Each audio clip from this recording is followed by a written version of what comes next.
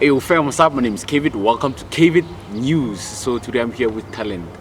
I don't want to say much. I want Talent to introduce herself.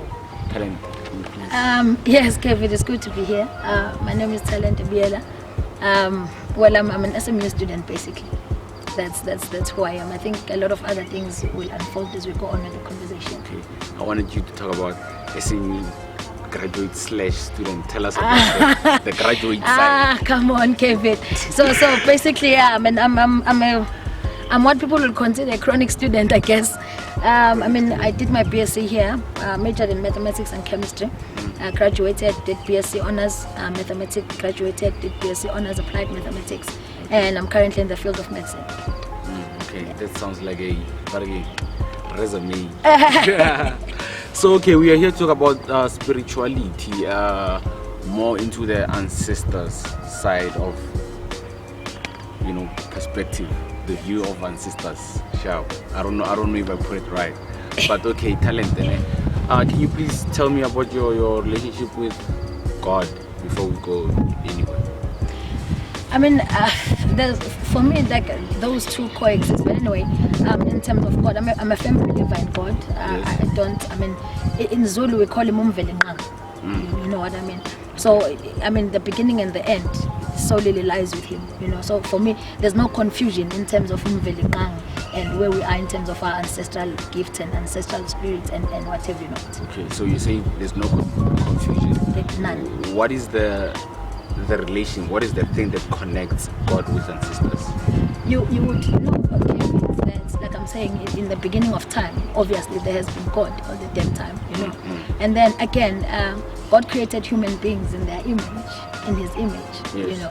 And from there on, we can never separate our beings from God. And I mean, even our ancestors were created by God Himself, So there is no disconnect between the two. So I want to ask about African herbs and ancestors. You know how we have African medication, we have herbs, we have recipes, African recipes. Would you say that comes from ancestors, or does it come from African knowledge? It's indigenous African knowledge, Yes. which obviously is a gift from God. Again, Kevin, there is no disconnect. I mean, that's an indigenous knowledge, which is based in African spirituality, of course, but informed by the issues of Umvelinqang. And that is why I carefully chose this word, Umvelinqang, meaning the beginning of time. You know, so in terms of African herbs and African medicine, for an example, it's famous times of COVID. We have what we call umhlonyane in Zulu. Yes. You know, it's an African. In fact, it's not even a new thing. It's been there since the beginning of time. And in Zulu, there's also what we call ibozane. Flu. You take it, you boil it, and you drink. This kind of knowledge is not new. It's just that now it's westernized, so it comes across as, oh, this discovery. No, it has been there since the beginning of time. Since it's not new, or you just give credit to African knowledge, not Absolutely. really ancestors. Absolutely. Okay. So since we talk about umhlonyane, we talk about these African herbs. If someone is to be admitted in a Western cultured hospital, and the cause of that person to be admitted is African herbs, who is to blame, or who is to be held accountable? Look, again, I'm a firm believer of duality, meaning there could be integration. One can work with the other. You know, again, I want to just stress the issue of disconnect. There's no disconnect. You see, I mean, in hospital care, we come across patients who have overdosed on African herbs and African medicine, and you know, those are just some of the minor issues that we face. But you can never take away African spirituality and Africanism from an African person. Obviously, as a firm believer in African spirituality and African herbs, and some people would obviously prefer to go to a Nyanga and Isangoma first, exhaust all options until such a time where they're admitted to hospital. Then only then do doctors come in. But then again, there is no disconnect. Yes, like you said, some people would exhaust the African ways and go to Nyanga. So, in some cases, you find that the Nyanga makes it worse. So, what can you say about that? I wouldn't really say makes it worse. Or triggers something else. It's a possibility, again, Yes. dependent on what was given. You know, some things are obviously just like any other medication. They'll tell you, Kevin, take 2 spoons a night, take 3 spoons a night. But I mean, when you feel pressure and you feel like you're not getting any better, it's exactly, and it's not the doctor that said take 4. You know, it's just some psychological things. I wouldn't really say any Nyanga caused whatever. No, it's not. So you're because saying you're given a prescription. The blame is on the patient. Absolutely. I mean, if I give you a prescription, it's due to you to follow through the prescription. Okay, so in a case whereby it's not, when you're talking about overdosing, in a case where it's not overdosing, but still the patient ends up in hospital beds due to the herb, would you still hold the patient accountable for going to the Nyanga? No, I'd never. I'd never. Look, there's also issues of ethics and principle. Yes. You know, people are entitled to believe in whatever they want to believe in. People are, you know, in a case where a patient ends up in a hospital due to using African medicine and African herbs, it's one of those. I wouldn't say rare cases because I've heard quite a lot actually. You know, but it's just one of those extremities. I mean, we're a population of what, 55 million? How many cases like that do you hear? You know, so it's just one of those things that are overly sensationalized so that people can be taken away from their African roots. It's always key. Yeah, it's always like sensationalized, like a big hoo-ha. I mean, people overdose medication all throughout, you know, but there's never a hoo-ha. Hey, ended up in hospital because it took 12 Panados instead of 1. Okay. You know. Okay, sure. So let's talk about you mentioned ethics. Let's talk about the ethical basis of traditional healers. Do they have such? Is there such a thing as an ethical basis for traditional healers? I don't want to tap into that space yet because in terms of my journey, I'm not there yet. So that's just one thing I'd like to leave out for now. But obviously, everything is guided by principle, be it written or not. But everything is guided by principle and ethics. Okay. Yeah. So since we live in that one, you're saying you don't want to tap into. You're not there yet. I'm not there yet. So I would be giving false knowledge, and I can't afford to do that. I've just called on my people to be here. Okay. So I want to talk about you've been mentioning the Western adaptation, Western ways. Do you have any comment on Western adaptation in Africa? Of course, I mean, it has come with a lot of consequences in my uneducated opinion, of course. We've withdrawn ourselves from what we know since the beginning of time. and we've westernized everything so much so that when the African solutions, they are not viewed as African solutions. They must pass by the eye of the needle of the Western things, and that is so sad, because there's a rich knowledge in African spirituality, African herbs, African medicine, such that if I were to become a profession, I would sensationalize the issue of African medicine, even in the Western sense of the word. Okay, so you're saying the Western steals African ideas. Absolutely, and westernize it. Westernizes the idea and makes it look like it originates in the West. Absolutely. I mean, Kevin, you're a medical student. You'd know this, that a lot of medicine and study of medicine originated in Egypt, for example. That's where it's at, But since we basically as black people, we are guilty for this. We don't write, we don't document. So people come here and find out the knowledge, and then they start writing it, and then they claim it as their own. This thing is as old as time. Okay, so the West steals. Or would you say the West introduces civilization in a way? Let me just say the West repackages what you already know and call it something else. Okay, take Umhlonyane for an example. Yeah. Do you have any compliment to the Western? Of course I do. I mean, I appreciate the technology. I appreciate how they go around, obviously testing what doses we should give us as African people, and I do acknowledge all of that. And again, I don't want to have like this huge disconnect between African medicine and the Western, because I honestly believe they can coexist. They can. They can coexist. So yeah, that's just my take on it. Okay. So let's talk about let's leave this Western thing, Nyana, and talk about being African and African cultures. Yes. I would say you are pro-African culture. I am actually. So, I even wrote about it. I think I saw your name on the list there. The people who saw it.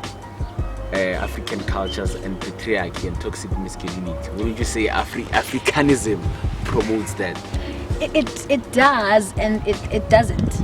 Okay, let's start with the it doesn't. Yes, it doesn't, because just before patriarchy, if you look at the history books, there were kingdoms which were run by female, like your matriarchal kingdoms. They've been there. I mean, it's just that people don't read about these things. Only Mujaji is one of them. You know what I mean? Yeah. And you go around and you look at kingdoms that were run by females. It's just that, again, that time there was no over sensationalizing things, that it's matriarchy, that there's television, there's hoo-ha about. But then again, patriarchy does exist. I mean, that I cannot deny. And some of the traditions, African traditions, do enforce it actually. For an example, a woman cannot look like that, a woman cannot look like this, a woman cannot behave this way. It does enforce it. I can't look, I can't protect African beliefs in terms of perpetuating patriarchy. It's there. So you're saying African beliefs do perpetuate? They do, absolutely. And then the same with toxic masculinity? Absolutely. Okay. Absolutely. So you see, that's why I'm not really against. But you also said they can coexist. Yes. The Western culture and the African culture can coexist. Yes. That's where I was coming from with the Western culture. It tries to, I would say, to dilute this toxic masculinity and patriarchy in our African ways to make it more suitable for both genders. Yeah. Speaking of genders, homosexuality and fetishing, homosexuality and being an African, is there history, or is there somewhere where something was said about him concerning homosexuality? I can't quote directly what was said, but I know it has existed since the beginning of time as well. I mean, as a person who's into ancestors and ancestral calling and embarking on a journey like this, I just want to give you a practical example, and then we take it from there. I think from there you can deduce. I mean, if you find like African healers, isangoma inyanga, umthandazi, prophet, and for an example, you can have an ancestral spirit of a male while you're a female. Yeah. You can have both. Like ungaba no boko nomkhulu. You understand? What does that say to you? It's as old as time. And it's unfortunate that those were things that were hidden. You see what I mean? So it's not a new it's not a new phenomenon, you know. I mean, I know people who have both ugogo and umkhulu, and you can literally tell when umkhulu has arrived, because everything changes literally, and the person becomes so masculine, and you can tell when ugogo arrives. A person, you would swear a person is gay, only to find that a person is as straight as a ruler. You know, so from that perspective, I'd say let's think about things outside the box and see things for what they really are. You see how you spoke, you see what you said. I've seen people, Barry Omukuli arrived, and then the voice even gets deeper, the person is more masculine. That's spiritual, that's more on the spiritual side. Yes. So are you implying that homosexuality can be spiritual, or can be possibly caused by spirituality?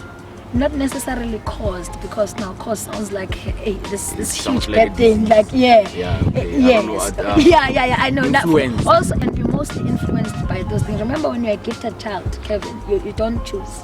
I mean, you are chosen as, even before you are formed in your mother's womb, that you will carry this gift, and even throughout your life. I mean, let's say for an example, you discover that you are gifted at the age of 40. It doesn't mean the past 39 years you were never gifted. It was just a spiritual awakening. You know what I mean? So you are gifted since the beginning of time. You know, but then you have to rediscover the journey and discover who you are. Then you can embark on that journey. But again, so you can't. The issue of disconnect, I'm going to stress it over and over again. You cannot separate those two. So again, meaning you have always had this spirit of ugogo nomkhulu, you know, up until such an age where they feel like you're spiritually mature to take on the journey. Then that's where things start happening. You know, so these things they've been there, Kevin. They've been there for the longest of time. So okay, so the being a traditional healer does not really suppress, because I've never seen a traditional healer or gay or lesbian. In fact, that's where people thrive. You know, I mean, you can never look. Traditional healer and this journey speaks about alignment. You know, you always have to be in alignment with your true self. Yes. You can never run away from who you are. So imagine a situation where I'm undergoing this journey, and there's just so much disconnect between the person that I really am and the lifestyle that I'm leading. There can never be that disconnect. It cannot coexist. Yeah, Absolutely. So why do we not see those type of? There are actually. There are. I just don't know how much research you guys do, how much you see them on social media, because most of them are not out there on social media, but there are a lot. There are a lot. Okay, so There are quite a lot. also they exist. Yes, they do. I mean, just go on YouTube and just type something, you will see them. I mean, just another one is married. When she went to Twasa, her wife actually took her there. You know what I mean? So they're all over the place. You know, it's just that they're not on social media platform, and they're not sensationalists. Okay, so you talk about self-discovery, I mean, or spiritual awakening. Yeah, you Yes. call it spiritual awakening. Yes. How can one try to approach that spiritual awakening? Because it doesn't mean you're going to Twasa. Absolutely, It doesn't mean that, right? absolutely. So Kate. how would you advise someone who wants to do that? How do people find themselves spiritually? Look, it's about centering yourself again, you know, and it takes a lot of maturity to be able to arrive at this point, Kevin. One, it's like having a relationship with your mother. Nobody teaches you how to have a relationship with your mother. You know, it's inherently inborn, because this person is your mother. For an example, it's not like something that you have never seen before. It's a communication with the people that have lived with you in the same house, you know, that have seen you grow up, that you've seen being buried, you know. So you can't teach a person to have a relationship with their parents. Absolutely. Ancestors are people who are living in the house that you are living in. Absolutely. Huh. Okay, I think that's all we have for today. Talent, thank you very much. Thank you very much for having me. Very Kevin. outspoken. Hey, fam. I don't know. Have you found yourself? That's the question that I want to ask you today. What's up?